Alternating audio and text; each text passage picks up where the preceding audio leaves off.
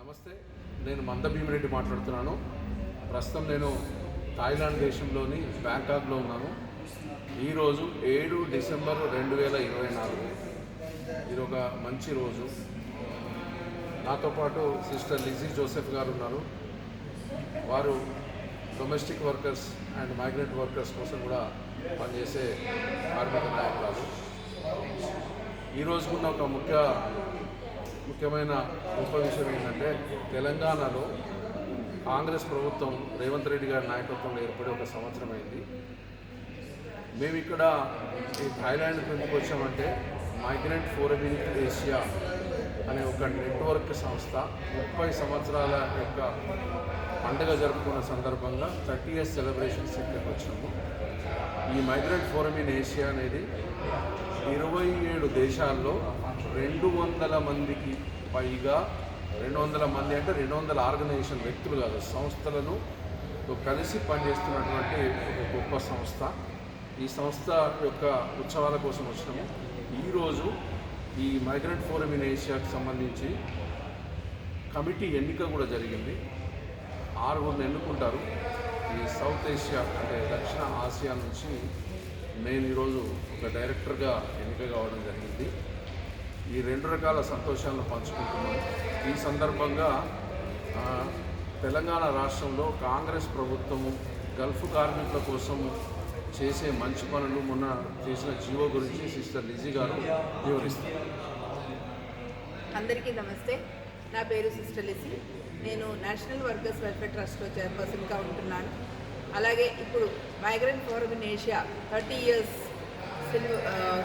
years యానివర్సరీకి వచ్చాను. ఈ సందర్భంగా మేము చాలా ఉత్సవంగా ఇక్కడ పాల్గొన్నాము. ఈ 1 year పీరియడ్లో మన ప్రభుత్వం చేసిన కొన్ని గొప్ప కార్యక్రమాల గురించి చెప్పాలని అనుకుంటున్నాము. మొట్టమొదటిగా మన రాష్ట్రంలో ఎక్కడ కూడా లేకున్నా ఒక కొత్త పథకం మన రాష్ట్రం తీసుకొచ్చాము. అది విదేశంలో చనిపోయిన వ్యక్తుల కుటుంబాలకి 5 లక్షల రూపాయలు ఇవ్వటం. మన ఇండియాలో ఎక్కడ కూడా లేదు. అది మొట్టమొదటిగా చేశారు. అలాగే విదేశంలో పనిచేస్తున్న కార్మికుల పిల్లల కోసం స్కూల్ గురించి గురుకుల పాఠశాలలో అడ్మిషన్ ఇస్తామని ప్రభుత్వం ఆలోచించారు. అలాగే దాని మీద నిర్ణయాలు తీసుకున్నారు.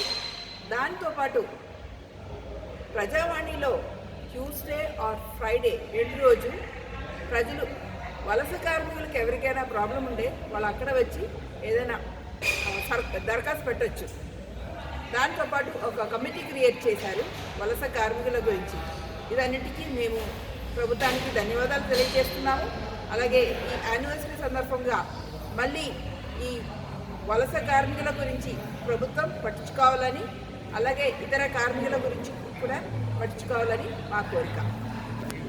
అండ్ ఇంకో విషయం ఏంటంటే, రేవంత్ రెడ్డి గారి నాయకత్వంలో తెలంగాణ ప్రభుత్వము మరిన్ని మంచి కార్యక్రమాలు గల్ఫ్ కార్మికుల కోసము, విదేశాల్లో పనిచేసే కార్మిక వర్గం కోసం కూడా చేయాలి. అంటే వాపసు వచ్చిన కార్మికుల కోసం రిటర్న్ అండ్ ఇంటిగ్రేషను, ఇప్పుడు రాబోయే మార్చ్ బడ్జెట్లో కూడా ఒక మంచి బడ్జెట్ పెట్టడము, ఆ తర్వాత సర్వే చేయించడము, అన్ని రకాల కార్యక్రమాలు, సంక్షేమ కార్యక్రమాల కోసం మరింత ముందుకు వెళ్ళాలని చెప్పి కోరుకుంటున్నాము. తర్వాత ఇక్కడికి వచ్చిన మా మిత్రులకు 27 దేశాల నుంచి వచ్చినటువంటి 200 సంఘాలకు సంబంధించిన ప్రతినిధులతో మేము ఈ ముచ్చట మాట్లాడినప్పుడు ఏంటంటే, ఈ భారతదేశంలో కాదు, మిగతా విదేశాల్లో కూడా, వేరే దేశాల్లో కూడా ఈ రకంగా వలస కార్మికులు విదేశాల్లో చనిపోయినప్పుడు ఇంత పెద్ద మొత్తంలో డబ్బులు ఇవ్వడం అనేది చాలా గొప్ప విషయంగా వాళ్ళందరూ కూడా ఆశ్చర్యపోతున్నారు. కాబట్టి ఇది ఒక ప్రపంచవ్యాప్తంగా ఒక గొప్ప విషయంగా ఇది ఉండిపోతుందని చెప్పి చేస్తున్నాము. నమస్కారం. Thank you.